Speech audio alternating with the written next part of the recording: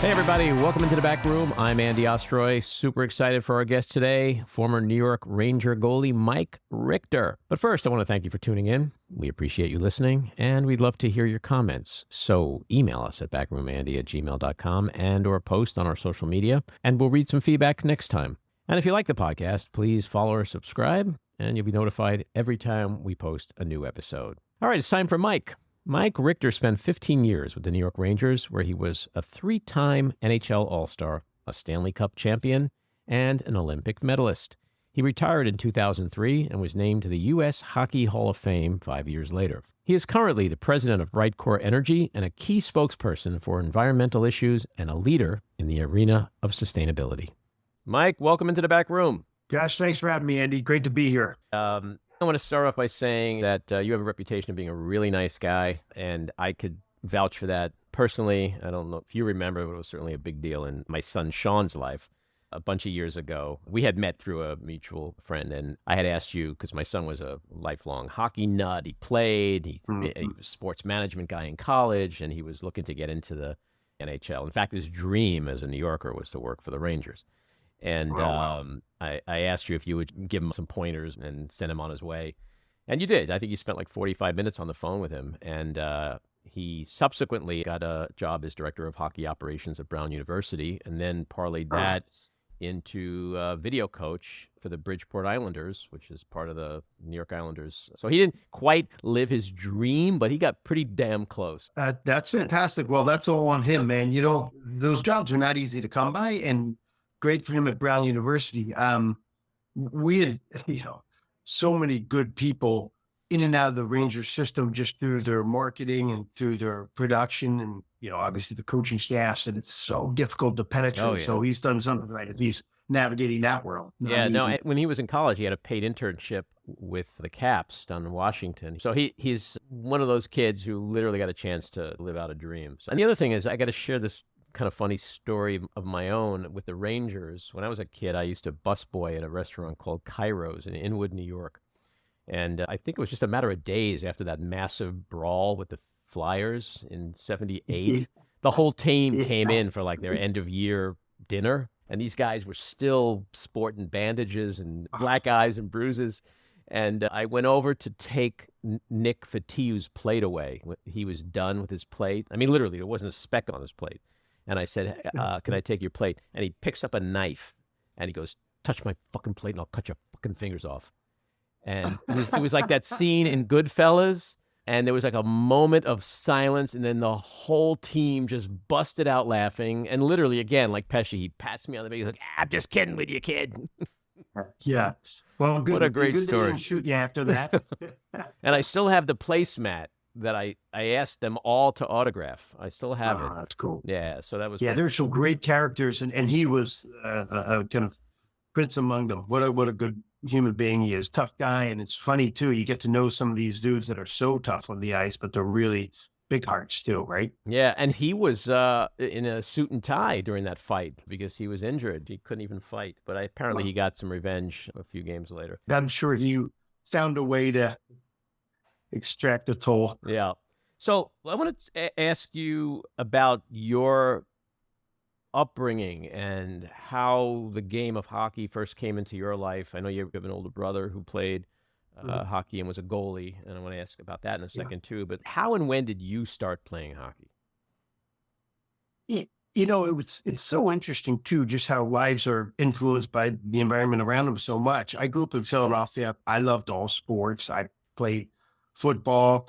I pole vaulted one year, was not good. Lacrosse, soccer. I'm the youngest of 7, 4 older sisters, 2 older brothers, and just a band of kids in the neighborhood. We played everything, makeup games, organized sports, all of it. And I had a good group of friends that were pretty athletic, so that was kind of our focus. But the Flyers were an expansion team in Philadelphia in 68. And they had immediate success. They made the playoffs that first year, which was not an easy gig back then. At the time, Bernie Perrott was kind of their all-star, Bobby Clark. It was a cast of characters that we all kind of know for the Broad Street Bullies. And, as a Philadelphia fan, it was hard not to like them. It's a scrappy city, and that was a particularly scrappy team, but they had a ton of talent. And so I grew up that was my hometown team. And so it was impossible not to follow them and want to play hockey. And so we played all the time in the driveway, constantly, just ravaging our front lawn and garage door and each other. And my father finally allowed us to join a learn to skate program, which I'm like, I don't want to learn to skate. I just want to play hockey. And how old were you around that time?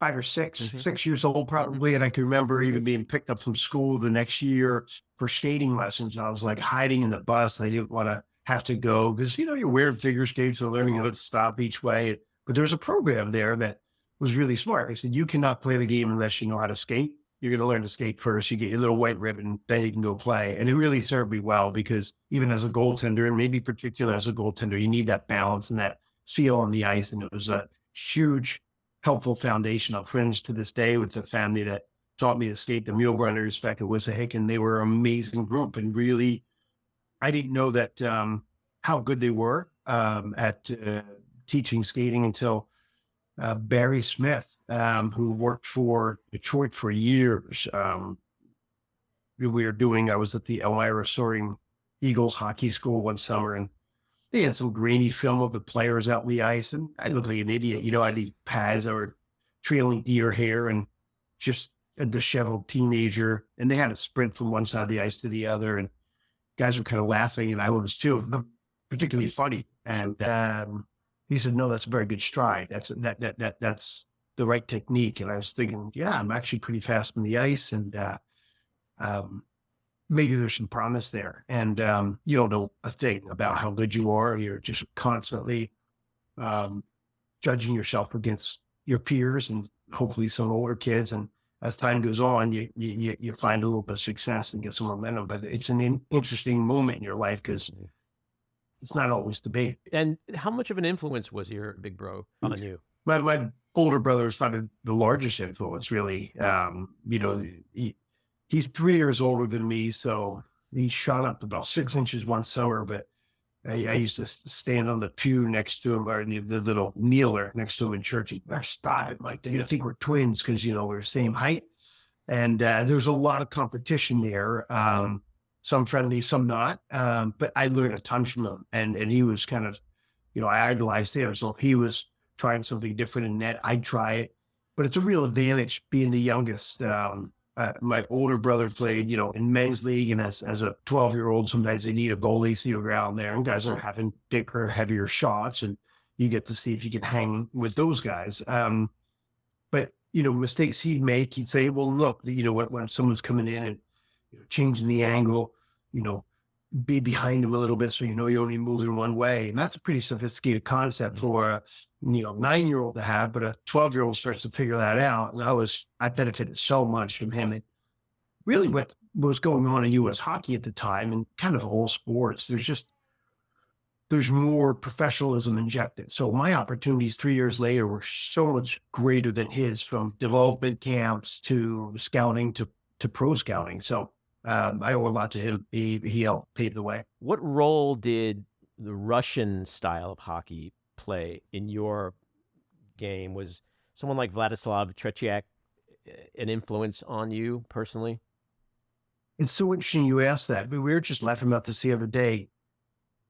I always felt a little bit of a chip on my shoulder growing up in Philadelphia. I know my peers at 12, 13, 15 years old in Montreal are playing with the best in the world. That's where the hockey hotbed is, in Canada, in Russia too. And, I was still the Soviet Union, and they had this kind of closed system all around, but certainly a closed system. They wouldn't let you watch their practices when you're on those national teams. They wouldn't let you film them. And so it was this mystery, and of course a mystery that was even deepened when they came over and could skate like the wind and beat the pants off of some of our pros early on. And U.S. hockey back then was called A-Houses, American Hockey, I don't know what the hell it was, the Association of Hockey U.S., something like this. And they put out little training manuals and everything else. And the off-ice training I really kind of married as a young kid. I just thought, oh my gosh, I'm only playing, 20 games. Someone in, Montreal's playing 50 games. They're playing against the best in the world, and I'm screwing around here in a league that, isn't as good as that. And if I ever want to make it, and I did find as early as I can remember into the NHL, I better get training. And so my brother and I did a lot of training off ice. And truly, the Amateur Hockey Association in the U.S. put out training manuals that had a lot of the that is a lot of transient drills. A guy named Anatoly Tarasov became quite friendly with some of the high up officials in the U.S. and traded training manuals. And these things are crazy. Doing split squats and everything else at a young age really helped my ability to move in net. And so I ended up very specifically training a hell of a lot more than probably my peers would have, just because I thought I needed it, and I probably did. And I think it became what I think was, what I envisioned to be a real deficit growing up in Philadelphia at the time. And as I look back, there were great, great players, and now they really produce a lot of great athletes for hockey in particular. That became a strength because we were doing these things, and you would just call up, and back then there's no internet, and you'd like run to a coach, go, oh, do you have a manual? I was like, who is this kid? But eventually one would show up in the mail, and man, I would go right out back and get a big concrete patio in the back, and that's all I do. As much as I could, I get up, I do a bunch of workout crap that I thought was good. If Rocky was playing, I'd drink some eggs. I think, well, I'm ready. We all did the egg drinking thing at one point. Yeah. Some of us admit it, others don't. For weight loss because you blew chow after that one, right? But it was awesome. And I played other sports, so it was good. But I believe that really helped my brother and I develop quite a bit. It speaks to the subject of greatness, in particular in sports. You always hear these stories of Michael Jordan got up at 6 o'clock in the morning and just shot free throws all day long, or Serena and Venus Williams and how they play. I guess my question is, can you teach great and become great, or are you great and you just do the things that bring it out? Yeah, it's a great question, Andy, and I don't have a great answer. I think insanity really helps because honestly, I got 3 boys, and I think back, and you have no perspective. This is just who I am. This is what I do. Doesn't everybody do this? At 12, 13, 14, it was insane. Like I would get up and I could be on my back patio for 5 hours doing God knows what, jumping jacks and split squats. And that was a good day for me, I did everything. I had fun, but that to me was like, it was like breathing. You had to do it because you just could not do it. And I thought there was something wrong with me because I loved winning, but I couldn't stand losing. I'm like, I'm even, as a pro sometimes, I was just sitting there saying, oh my God, it's so miserable losing. And just winning was like, that's what you're supposed to do. Check the box. That's good.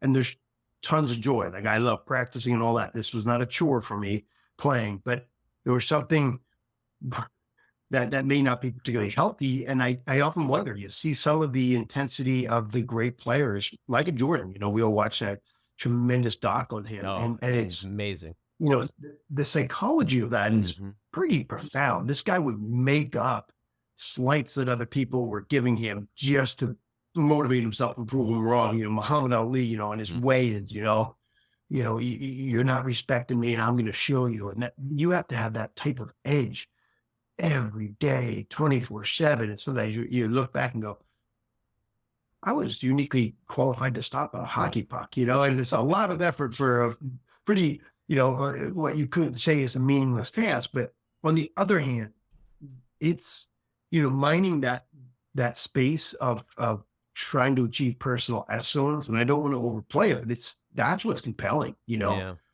Look, there's the athleticism, which can make someone great. But you raise an interesting point about the intelligence and the psych out and all that. And Ali was a master at that. But one of the best things I've seen in sports TV was one of the 30 for 30s that MSG does.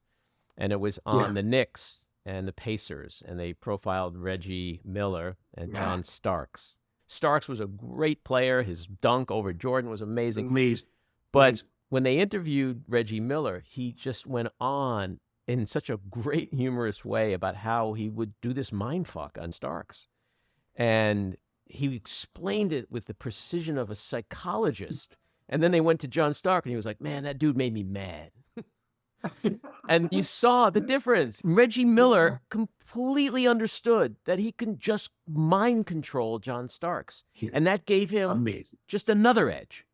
And you wonder, like, how much of that goes on, like the famous ones like Ali, all the trash talkers that are famous we know about, but how much of that goes on where, like, you don't see what somebody whispers, like in the scrimmage line of a football game when they're about to snap, who says what to whom, like, mother's this or your father's that. That's constant. And, you have guys that are pretty overt about it. People yapping all the time. And you see them in the NHL, and you see them in front, Sean Avery in front of Marty Brodeur years ago. But other people are more subtle about it. They might not say anything until that last free throw is in, and just they know how to put the knife in. But it's part of the game, right? And it is part of sports. I don't mean trash talking in particular. I mean psychologically, and it comes in every shape and size. Brian Leach was a guy that I played with and a good friend of mine, really shy guy, very quiet.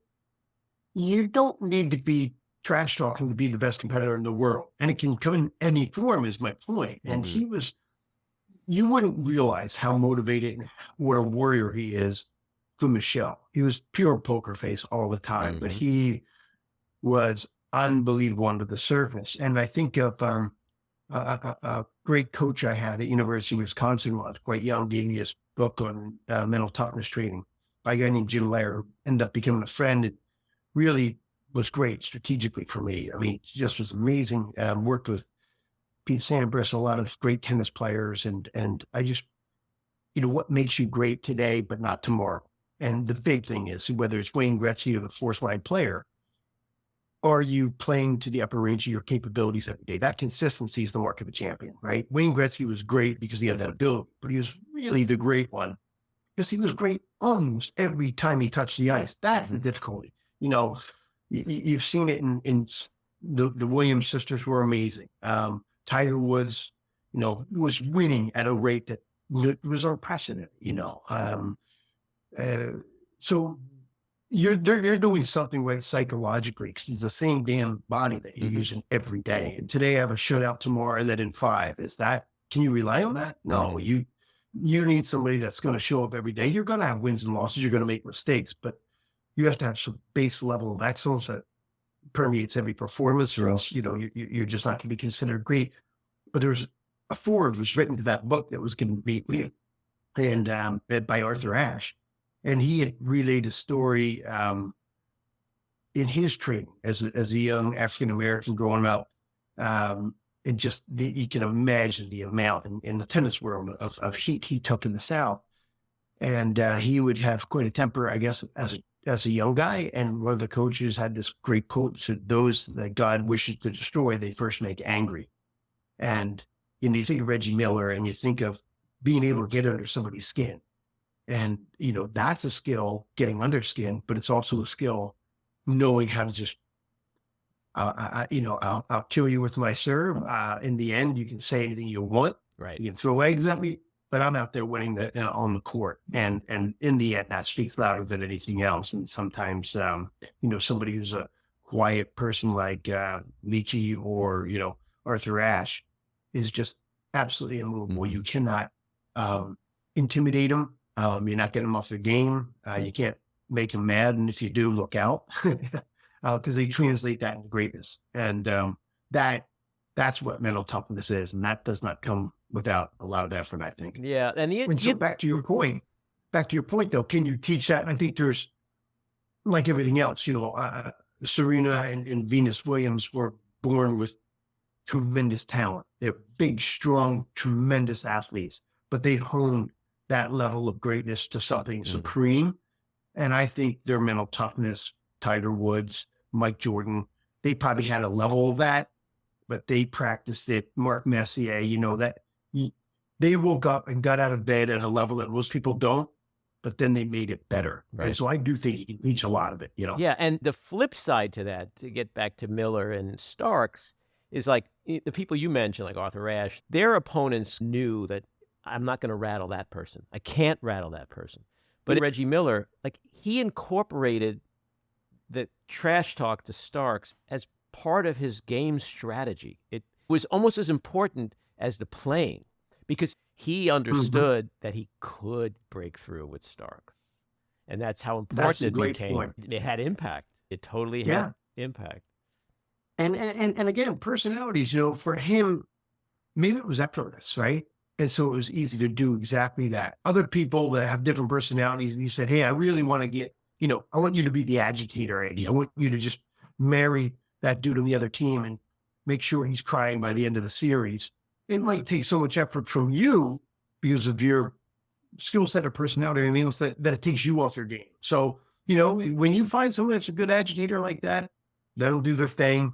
But conversely, the great players, everybody's testing them, everybody to see how tough they are, to see, how much they can, handle the endurance of these full seasons, and certainly how you're going to react. Because as soon as you react to like, oh, don't talk about his girlfriend, that's going to make them nuts, and then they're on it. And so, I think those guys are pressed and pushed in ways that we can't even imagine. And, I've played and I'm also a fan and a spectator, and you go, oh, gee, well, why did he let that go? And then when you're down the ice, you realize someone's pulling your skate out from under you. Someone else just hoofed you in the groin. There's all kinds of stuff going on outside of what you're watching on TV. So yeah, there's part of the game. So prep school has gained a lot of traction in the last 20 years, and it's become a hub for college recruiting. I know I went through that with my son. He used to play at Chelsea Piers in Manhattan, and he'd say, like, the recruiters, the scout, they're not going to Chelsea Piers. They go to the prep school.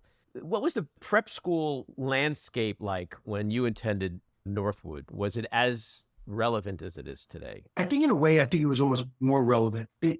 All these sports evolve, and how you're recruited, how you train, how you get to the top of the field changes. And hopefully it's evolving into a good thing.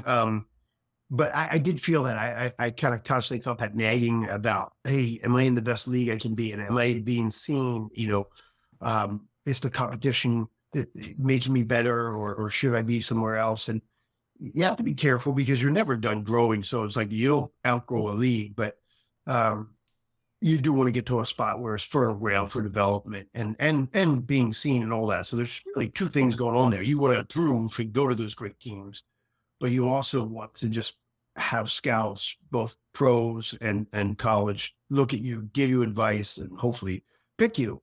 And so Northwood at the time was an independent school, and they played more games than, say, the tremendously strong Boston League. The other real hotbed at the time was Minnesota hockey. It's still tremendous. Like, you get players coming right out of there at 18 and being drafted. That's a great public school league. Detroit hadn't really shown itself to be the powerhouse that it is now back then. But what's interesting is, hockey has a particularly interesting, quick departure point. If you're this great player, Jeremy Roenick's a good example, the boy from Boston, just awesome player at 15, 16, 17, he just kept getting better. And so, you go to prep school. He almost went away to the Olympic team in '88. He went and played juniors. And now you've foregone your college eligibility NCAA-wise. I don't think, it would be, I guess, akin to just sign a pro contract in Europe or something if you can do it at 17 for basketball. So you really actually have a decision. If you're a supremely talented player at a young age, you may just go right to the best non-NHL league for under 20. And that's Major Junior in Canada. But now you can't play NCAA hockey anymore. Right. And you're putting all your eggs in that basket. And you might just go on and get drafted like Bedard just was by Chicago, and tremendous. He'll be a great player. But what if you hurt your toe, God forbid, or what if you don't pan out? It's pretty good idea. You have great players like Ken Dryden coming from Cornell, and tremendous players like Fox coming from Harvard in hockey. You don't see that as much in basketball, baseball, and football. So in a way, hockey's got these almost two extreme paths to the pros if you want to go. That you can still go to an Ivy League school and be an all-star in the NHL, where that's a little more difficult in some other sports. But when you get to the prep school back then, you were able to be seen. That's, you fish where the fish are. The scouts would go and say, this is the better league. Now you're starting to see a lot more kids go out to the USHL. It's a top amateur league in America, United States Hockey League, and it's primarily Midwest and Western based. More games, tons of training, very professional. The U.S. development team, of course, is just kind of an extension of that at an elite level. My son's played in BCHL, which is a tremendous league in Western Canada, and same thing, your eligibility is there. So you're playing against bigger, stronger, faster players, more games, a lot of development. You maintain your eligibility, then go off to college. So college is a little older now than it once was. So I just think that idea that you have to have in your head about, am I doing as much as I can to develop, is really important. And what you don't want, and I see a little bit more now, is kind of interchanging the idea of, I'm on the best team in America and we're winning a lot, is different than I'm in the best place to develop. No one gives a hoot that you won 50 games when you're 16. Did you improve? Are you better than you were at 15? And that's the real thing. And that comes down to the person. Me, situation, scouts or not, are you developing? And, the minute you're done growing is the moment you're probably on your way out. So let's shift to the pros, the NHL. Do you have a great story from your rookie season? You were drafted 28th overall pick in the 85 draft. Any great stories like being hung out a window by the older guys or? Yeah, there's it really, every old guy says, back when I played, it was crazy. But that was almost like a changing of guard from truly old time hockey to a little bit more modern day. And there was still a real division from like, we're the veterans, you're the rookie. And now I think it's a little bit more evolved going, hey, this rookie may be winning us the Stanley Cup. So right. Instead of shaving them, maybe I'm going to buy him lunch and right. a little bit. But I remember Chris Nyland was an unbelievable teammate and a crazy man, well-earned reputation for having a screw loose and, just tough as the day is long, would do anything for the team, but always a little bit of a loose cannon, and in practice, he came in and took a shot at the end of practice and I saved it. Big windup right into my pad. He's like, I hate goalies. Whack me with the stick, and he's kind of kidding, but I shot a puck back at him. I said, I hate stupid forwards, and shoot a puck back at him.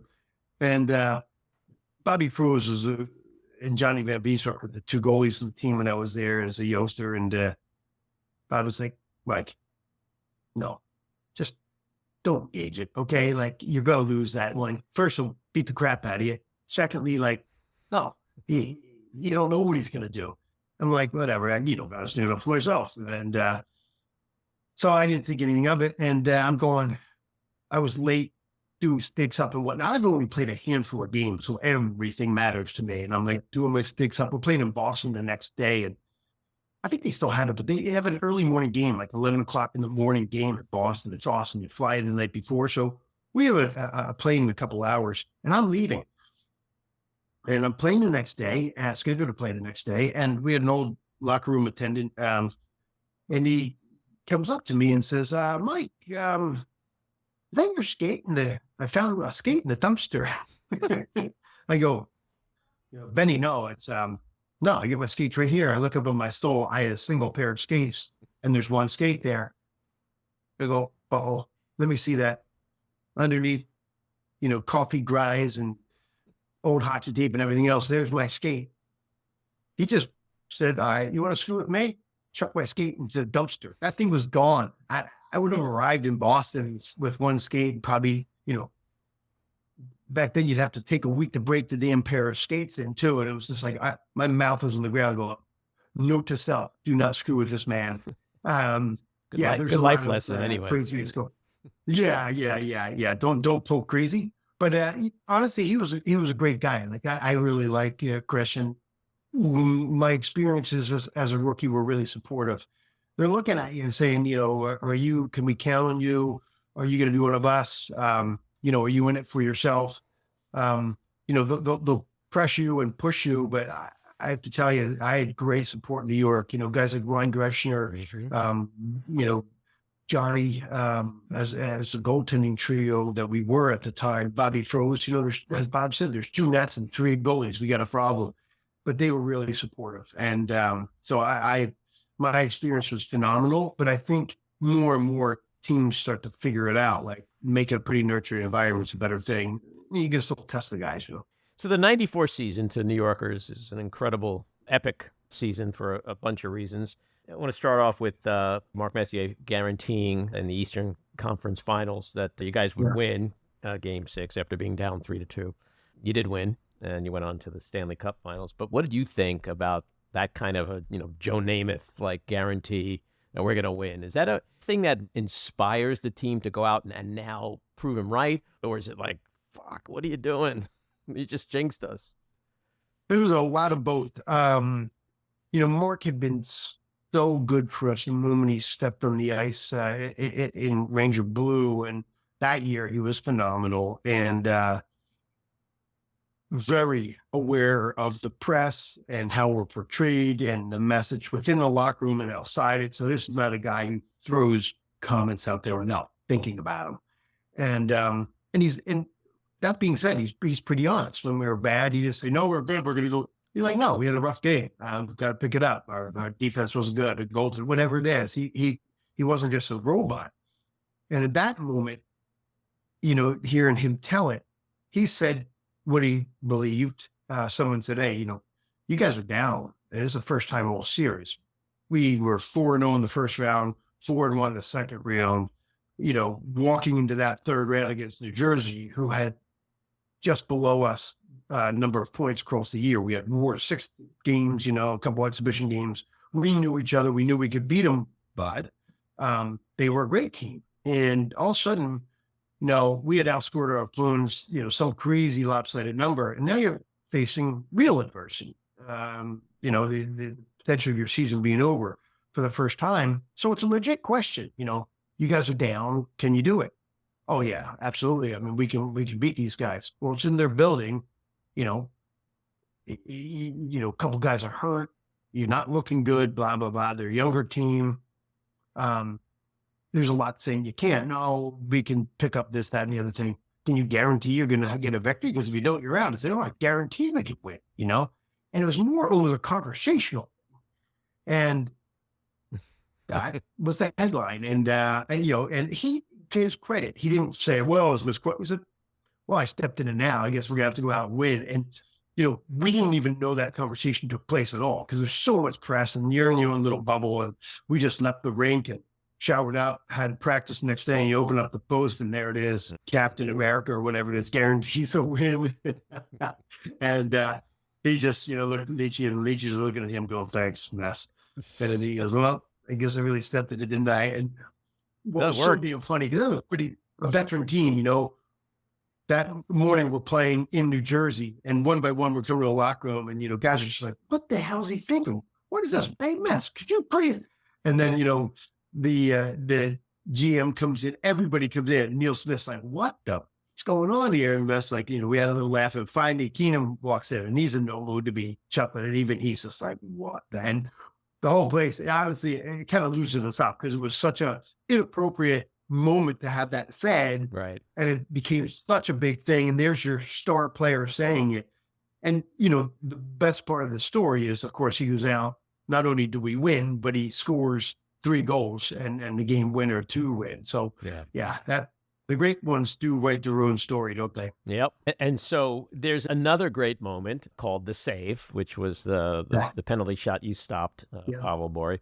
I know you've been asked this question a million times. I'm going to ask it a little bit differently because everybody can try to get in your head and like you see him coming down at you and what are you thinking? But what I want to know is in that Bill Buckler, Mookie Wilson, 86 Mets kind of way, when you saw him coming, did you understand the monumental significance of that shot? Not just about like, oh shit, if I don't save this one, we're going to lose. It's just, awful. And then we go home and we're upset and blah, blah.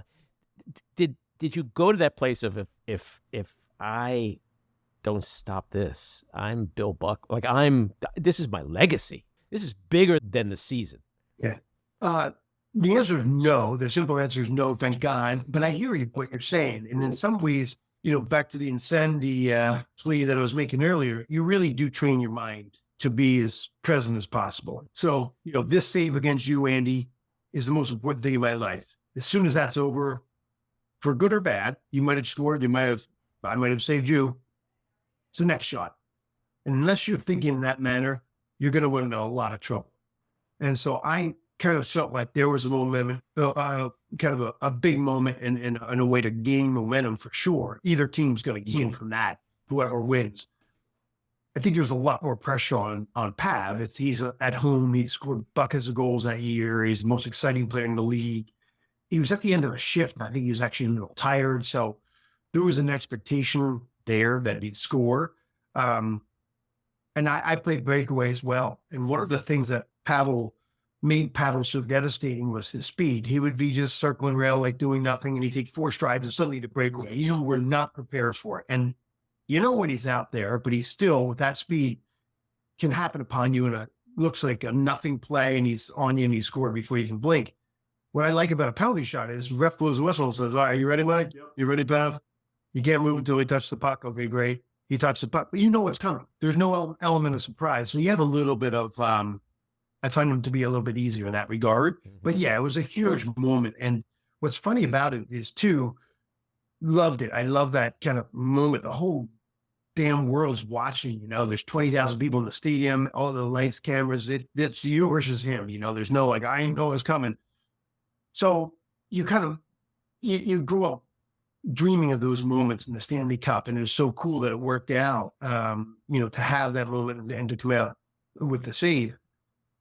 But I didn't, once you make that save, well, the whistle drops, you have a puck drop right in your zone, and you don't lose the next shot, or else that thing was moot, so you kind of forget about it and keep going. Great stuff. And in the locker room, hey, nice job. Yeah, good. We got third period to go, and afterwards, I think Mike Keane said it was the largest save of his life. And I was kind of like, all right, let's not overbake this thing. There's a couple other ones in there that were important too.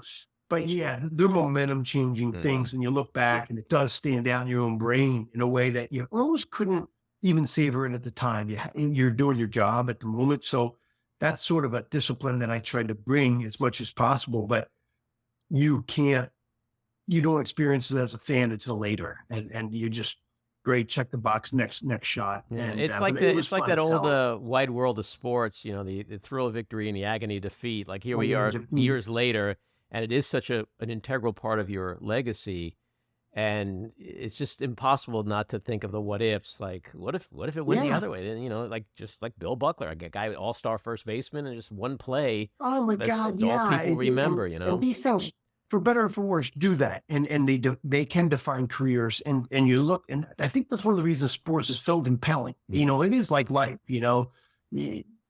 Just accidents happen, and just serendipitous things that you're just like, wow. It could have gone so many directions, and so that's why we tune in. The final chapter is not written until that lady sings, right? Yep. So you had to retire because of injury. You had 2 concussions within like an 8-month period, and your doctor basically said, well, I'm not going to approve you to play.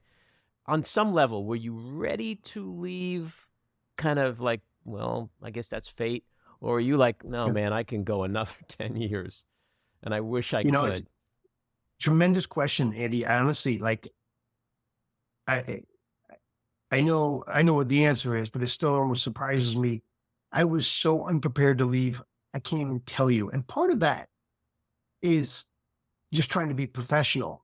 If you had told me at 22, a year after I played, my career's over, I'd be like, oh, God, I would have been devastated and all that. But because, you have all this potential you didn't realize.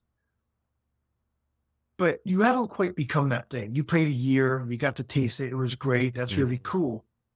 By the time you're 36, that's who you are. Like, it took me a long enough time to recognize that I deserve to be there. I compete at this level. This is who I am. Your life revolves around it. I didn't have kids. It was the most important thing in life is that next shot. That's it. I mean, and you have to approach it that way or else you're not going to be great.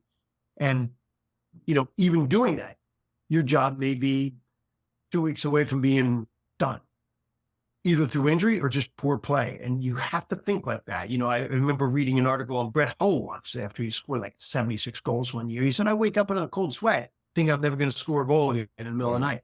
That fear makes you great.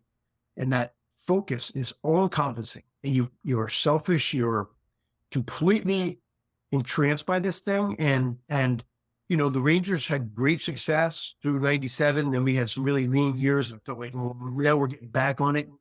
Here's a kind of horrible irony about sports or athleticism. You get better as you get older, but your body starts to fail one way or another, right? Mike Jordan would be better at 50 because he'd be so powerful in the mind, but his body can't keep up with that. And at some point, even a guy that great is said, hey, you're still great, but you're diminishing and time to leave. So one way or another, you either don't get a contract, you get hurt, or you just feel like you're embarrassing yourself. Wayne Gretzky scored 20-some goals his last year, but that guy had scored 96. So comparing himself, he's just like, it's time to go. Right. And he was still a real capable player. I still felt like I had years left in me. And you have to tell yourself that too, or else you're not going to go out and play your next game well.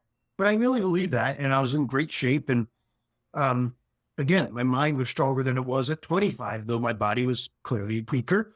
And that's a fluke thing that I got a slap shot that literally distended through the ear hole, clipped me above my temple and fractured my skull. And, your artery's right there. So they said, you got to let this thing heal. That was in the late spring. I came back that year and, my workouts, I would get lightheaded because there's a little bit of, I broke my eardrum on that shot. And it was all my fault. Like I turned funny and it just happened. But then I got a knee in the side of the head about a month into the season. I was playing well. I was playing well in that game. And it was like a light switch. I just felt different. And it was uncommon. Like I'd never had that type of feeling again. I'd gotten concussions before. I played football my whole life, but that one it wasn't even a big hit in my eyes. So I'm just waiting to get better. And instead it was about 3 months of just feeling worse every day. It was pretty profound. So it's a whole story unto itself. But to answer your question directly, I couldn't even bring myself to mouth the words when I felt so shitty that I just physically, I went from, oh my gosh, I got to play Thursday. We're playing in Calgary. I want to play a game to, okay, I got to get back to the lineup to, I got to get my life back. I got to get a kid. I can't walk down a set of stairs, let alone up, without feeling lightheaded. And I couldn't sleep at night, couldn't stay awake during the day. You've heard all these stories about post-concussion syndrome. They're really profound. I mean, it was a pretty terrible thing. And so then, your body is ready to roll, but, you have this governor because you can't really work out. And so the thing that you love doing the most is taken away from you. And you're sitting around just, looking at the doctor. If I break my leg, he'll say, hey, man, that's a bad fracture. It's going to be 6 to 8 weeks. This is what you have to do the rehab. And you go, oh, that sucks. But okay. When you look at a doctor, some of the best neurologists in the business, they go, we don't know. It's a pretty scary thought because you're not feeling well. And you're like, I'm grasping here, doc. Tell me it's a month and I'll be okay with it. But then they said, we think you're going to make a recovery, but we don't know when. And she just said, I'm not going to clear you at some point. I went up and saw her up in Montreal. She was a neurologist specialist, wonderful person. And I felt so crappy that I could hardly even process the loss of my career. But then now you're worried about the loss of your normal life. Right. And I took 24 hours by myself. I stayed in Montreal and then I drove down to Lake Placid where I'd gone to school and saw an old teacher. I couldn't even tell my wife for the first little bit that it was over. Like I could not mouth the words and I just had to think about it and just say like, are they even prepared to own this? And the Rangers like, we want to have a press release. I'm like, can we just, no, I can't. And I just, had to kind of deal with it myself for a little while. It was really, really hard. But the good news is then you get your health back and like, maybe I can play. But, the risk outweighed the benefits at some point. And so I was never going to be cleared to play. And so your career's over. And then you start to shift at some point from what you've lost, that's all you're thinking about, to, look, I'm 37 years old. I'm in good health. I got young kids. I got my whole life in front of me. You feel ancient as an athlete, and you are. But as a as a human being. You got, hopefully more than half your life to live and something to give back. Because I certainly had a lot of fortune going out to that point. And you did. You really did reinvent yourself. And it is crazy when you think about retirement and 37. It's like, my God, I'm 63, and it's like, like 37. And you have no clue. Get your whole life ahead of you. That's the irony too. Yeah. Right? I mean, Andy, someone would say, how do you feel? Like, well, I've never been 38 before, so I can't imagine being that old. And that's an old person, right? And, I'm married, I have kids, I'm an old guy, because there used to be 19-year-olds and a single young guy with an athlete. But, I'd give a lot to be 37 again. So you got out of that situation, that your hockey career ended abruptly that way. But you decided to go back and finish. You had done only 2 years at Wisconsin, and you finished it. You applied to Yale, got into Yale. You got a degree in basically studying ethics, politics, and economics with a concentration in environmental policy, and then proceeded to have this pretty illustrious career working in the area of the environment. You're on the board of Riverkeeper, trustee of Adirondack Nature Conservancy, Sierra Club Advisory Council. You launched Athletes for a Healthy Planet, chairman of the Aspen Institute Sports and Society Program, and currently president of Brightcore. And so most hockey players, I guess, or most athletes are probably not known for their green energy and sustainability passions, So tell us about Brightcore. The mission statement begins with, quote, "Our mission is to help our clients dramatically reduce their reliance on fossil fuels through a comprehensive approach to both energy efficiency and clean energy resources." Yeah, so I think, the context is when you're done playing, I always had an interest in the environment and frankly, entrepreneurship. And I think that intersection of just limited resources and kind of unlimited demand of anything from water to electrons is fascinating and also an opportunity. So whether you care about the environment or not, there's a market opportunity to prevent, resource diminishment in one way or another, right? You don't have to be a tree hugger to say, wow,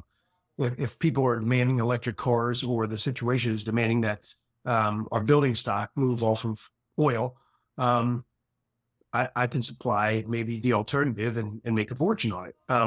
The flip side of that is I believe in that mission because, it's the quality of our air and our water and all the things that every tree hugger would say materially influences our life, and that's not a political statement. That's, the most conservative to the most liberal person wants their kids to have clean air and water. And that's what we're kind of talking about here. So how's it become so political, though? It's so frustrating because, I don't agree with Bill O'Reilly on pretty much anything politically, but years ago I heard him say something which I absolutely agree with. And he's like, we all have kids. We all want them to breathe clean air and drink clean water. How is this political? Look, I hold political views across the spectrum. So, that I'm not trying to just give a political answer. I deeply disagree with a lot of the BS that's out there, but we don't have very intelligent conversations on any of this stuff. We have different ways of going about it. If you're liberal, if you're, is the government the problem or the government the answer? But there's so much BS associated with this particular topic. It's maddening. And you got to have an adult conversation and recognize, hey, man, there's not enough water in the West. What do we do? That's not a political statement. That's a fact. Right. And you might go about it different ways, but start to have an intelligent conversation on how to solve some of these things. We have such big problems, but my God, we have such cool solutions too, our solutions are so good and they're coming at such a rate that's so almost unprecedented. Problem is the problems are growing at an even increasingly, aggressive rate. So yeah, the snipping and the BS and the superficial crap that we're going through is holding us back from finding real solutions and just, improving the quality of our life. Anyway, that's, without making, Brightcore to be the savior of all things, I think you're just monetizing a market need, and the market need is efficiency. We have brownouts in the summertime with these heat waves and everything else. We're going to have to increase the capacity of our grid and all types of fuels. The cleaner, the better. And so efficiency is the best thing. The electron you don't use is the cheapest and cleanest one. And so we're putting in everything from LED lights to solar to what we're really excited about is ground source heat pumps. It's geothermal by another name. It's using the ground as a heat sink to pull the heat out of my house, put it into the ground, and in the wintertime, pull that ambient temperature, which is about 55 degrees, and bring that in, have a heat exchange just like your refrigerator, cool your house. It's been done for decades in Europe and here. but it's really starting to gain traction here, both on a residential and commercial. We deal with commercial space. And honest to God, Andy, I absolutely love it. You know, I've got 3 kids. I'm not a saint. But I do want the world to be a better place. And, you know, I have as much self-interest as the next guy. I'd like to make a fortune doing it. But that mission, and I don't know, you know, where we're going to go, but I think we're in the right place, on the right side of history. The values-driven work that it is, I love. It makes me feel good getting up in the morning. But, you know, the fact of the matter is you're building something as hard as hell. Building a small company, I've done a couple now in the same vein, is awesome. But the tailwinds that we're experiencing now is people are getting it. Like, yeah, I am having trouble. My energy costs are going up. The quality of our infrastructure across the country, across the world is aging. And what do you replace it with? The same old, same old. And look, you know, like or not, Elon Musk has done wonders for just our concept of what can be different. Instead of an internal combustion system, you have this different, you know, propulsion system. And these are cars that, you know, the idea of conservation where you're just putting on a sweater and suffering and saying, well, I'm helping the birds and fishes is kind of gone. That's a better performing car than a lot of the cars that it's replacing. And that's where you're going to start making your mark. When I can walk into a house instead of a hot spot here or a cold spot there, or poorly lit schools for kids, when you start making the experience for humans better, and it's cheaper, and it's a smaller environmental footprint, you kind of have the trifecta, and that's what we're aiming for. Mm-hmm. And you look at, you know, with climate change, the last few weeks have been the hottest in history. You look at monsoons and tornadoes and hurricanes and fires and droughts. What do you think is the answer? Because a lot of this does, unfortunately, come down to politics. Is it legislation, regulation? What has to be done, in your opinion? All of the above. I think you're going to need the capital markets, very, very powerful. They can't do it on their own, though. You're going to need legislation. You're going to need NGOs, regular people making choices. You know, I love this. Like, I don't want to get political, but, you know, it's been said that every purchase you make is a political statement. What do you believe in? What are you financing? Right. By that purchase? And so, you know, again, these problems are not insurmountable, but they will not be solved by half measures. It's going to take everybody in every system that we have, and a lot of honesty along the way from both sides of the political spectrum. So what do I think it takes? It does take legislation, you know, or what you give tax breaks to and incentives toward fosters those things. And, you know, for years we've done the fossil fuel industry. It's been amazing. We built our world on this amazing technology, but, you know, it comes with a price tag that we didn't know. And now we're starting to recognize. And so it's on to the next thing. And if solar panels are the answer in the interim, great. If small nuclear later on surpasses this, super. You know, I do have a lot of, I guess, faith in the ability for us to invent and reinvent how our society goes, but I don't want to blindly put faith in that, saying, hey, let's keep the status quo. And somewhere down the road, you know, Elon Musk's son's going to come up with the next energy system. That may not happen. And so we have trouble today. This is not our grandson's, grandkids' problem. It's ours. And we have a lot of off-the-shelf technology, which is what we deal with, that can be a good portion of the solve. It's not the total solve, but you better start working on this now and change that arc that we're on right now, because it's a very dangerous place we are. And how do you deal with the challenge of America being so dependent on oil? I mean, we're still talking about coal, you know. How do we get away from that reliance or addiction on those sources of energy? The big thing is you have to have, like I said before, adult conversations. You have to be honest with it. You know, I mean, on the left, you have to understand jobs will be lost in the coal industry, and you can't say that and wash your hands of it. Figure something out to do that. Then put solar panel manufacturers, put wind down there, but you can't BS yourself and say, you know, there's a lot of legislation right now in Appalachia where they don't like the aesthetics of wind. Really? How about mountaintop removal? But that's okay. You know, so there's going to be give and take. There's going to be winners and losers, and everybody talks to, you know, the buggy whip manufacturers went out of business when cars came in, and that was not nothing. But if you create enough jobs, and it feels and it seems, and the research shows that there's a lot of promise in jobs, homegrown jobs, in the clean tech industry. Now you're starting, I mean, there's far more people employed in solar than there are in the coal industry. So, it does the jobs, but each individual level matter. Yeah. But as a whole, in the aggregate, you're going to create more jobs by going in the right direction. So you just have to have these conversations, and it is complicated, and there will be, again, winners and losers, but overall we have to take steps and move. The biggest enemy we have is inertia. Doing what we've done and expecting things to be better somehow ain't going to happen. It's just going to keep getting worse. And we've got amazing technology that's not being deployed at rates that we need to have it. And to me, that's kind of our mission, is to get that stuff out there. We're not asking Andy, try this, new form of transportation that's never done. No, I'm saying just, we've proven this out. It works. We know what this, we know what solar does. It's not an end all. It doesn't have everything. Batteries are coming along. When you couple that with the intermittency of renewables, wind and solar, you start to have a pretty capable system.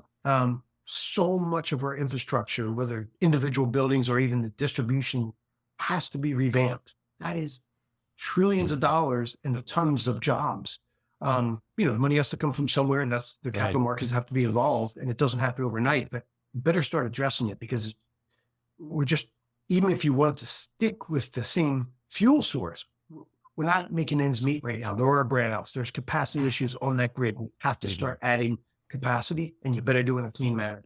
What's your thinking on the Green New Deal? It's got its supporters, its detractors. Yep. It's so much of what you just mentioned is wrapped up in it. Is it a good thing, a bad thing, or is it a solid framework to begin a conversation like you're talking about? It's a great thing, and it's a great thing in that we're having the conversation. Is it as much as I want? Absolutely not. Is it better than nothing? 100%. And don't ever think that we don't have a brown New Deal, right? There's huge government subsidies and tax credits for the fossil fuel industry. And it's not a nascent industry. It's been with us for hundreds of years. So our tax dollars have to go and are going somewhere. And it's just, where do you want it?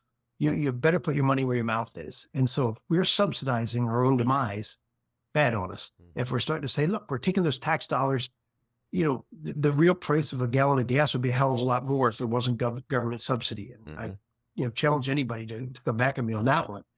Why are we doing that? Well, because people can't afford to actually get to work, and that's fair.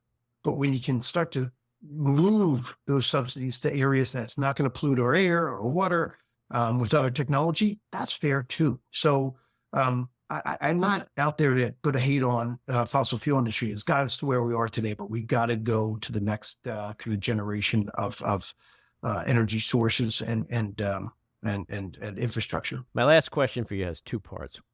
I know you're a music guy. I know you've been to the Garden to see concerts. I have heard you talk about Billy Joel. When you're at the Garden for a concert and the lights are down and Billy's singing Piano Man, do you look around and go like, oh man, this place, so many memories for you as a hockey player? Are you able to get really lost in the concert, or do you just sit there and go, wait a minute, this is where the net was? And this is do you go there? I think it's so cool. So I had a privilege, Adam Graves and I, Billy Joel plays at the Garden all the time. And Adam and I introduced him one time as if he needs an introduction, right? Who's the two old guys out there talking, just get on the stage so I can hear this guy. But it was just thrilling. We met him before Stefan Matteau was down there. We all went down there with their wives and met him. And, he was just such an interesting guy. And you talk about great. Like he's so practiced at that craft, and we were asking him, are you nervous before a concert? He's like, what do you mean I get nervous? He's like, I used to have to kind of warm up. He does it. And it was like, man, turning on a light switch. When he went out there, he just nailed it. And that level of brilliance, day in, day out, as any performer, you just have to take your hat off to that. But to answer your question more directly, yes, I can get lost in that, because he's amazing. He's amazing at what he does. And I couldn't believe the quality of his performance. Like, how many of them has he done? And it's like the first time you ever heard it, Yeah. So it gives you goosebumps how great it is. The flip side is, it's crazy to sit in that arena and go, wow, this is my office. This is my home. And you look and your jersey's up at one end and all that. So you find yourself going there a little bit, but mostly you just immerse yourself in that. I mean, when you have greatness on stage, take advantage of it, take it all in. Mm-hmm. And so the second part of the final question is, music is a window into people's souls. We already know you love Billy Joel. I was going to ask you your top 5 musical artists of all time. You already got one down, perhaps, but who are your top 5 of all time? God, I never heard Jim. You know, I grew up with older brothers in the 60s, 70s, the Stones, the Beatles, and the Doors. Finally, someone says the Beatles. Yeah, right. And in a way, I kind of discovered them, this small upcoming band from Europe. Late. You know, I always kind of like the Beatles. They're not cool. The Stones are. But just their music's brilliance. Who is that you said? You know, just the Beatles themselves. You know, just their songwriting and just how great they were. But there's no form of music I really don't like, right? I mean, we used to have this Schwenksville Bluegrass Festival not far from our house in Philadelphia. And, you know, country music, I got a buddies in the country music industry. You know, I didn't grow up with that particularly, but God, there's some just great performers. So I like a lot of women vocalists like, you know, Bonnie Raitt and, you know, the Norah Jones and whatnot. I just find that I have it on the background all the time. And there's very rarely music that doesn't kind of put you at ease or move you one way or another. Just quick story is Coley Campbell and Joe Kosher used to, on the extra workouts, you know, they'd have the Black Aces out there after practice we started, and then they'd just have bag skate. And they'd always put on tunes because it would just make it, you're turning yourself inside out, but you're at least doing it to tune, so it feels a little bit better. And there's a reason people put headphones in and work out with it. So yeah, I tried playing every instrument as a kid, and I was talking to Henrik Lundqvist a little bit about this, and I just sucked. And I love music, and I really appreciate it. And maybe it's why I like it so much, is because I have a harder time actually doing it. But yeah, it's an amazing thing. It's a whole different world, and it's there's, you know, I'm kind of constantly now with Pandora and whatnot. You just get new stuff piped into your house all the time that it's just, whoa, what is that song? I got to tag it. So yeah, maybe it's because I'm not particularly good at performing it that I appreciate it so much. Well, Mike, you've been very generous with your time. I literally could talk with you for hours about hockey and sports and the environment. You'll have to come back again. I appreciate you coming in this time, and thanks for doing this. Andy, great stuff. I love your work, and I really appreciate being on. I had fun today. Thanks, man. All righty, take care. Bye-bye. Thank you for listening. This episode of The Back Room was edited and produced by me, Andy Ostroy, and it was co-produced and co-edited by Matty Rosenberg, and co-produced by Jen Hammoud. We'd appreciate it if you could take a moment to rate and review, and also follow or subscribe. Until next time, keep your eyes on Washington, Hollywood, and your own backyards. Have a great week.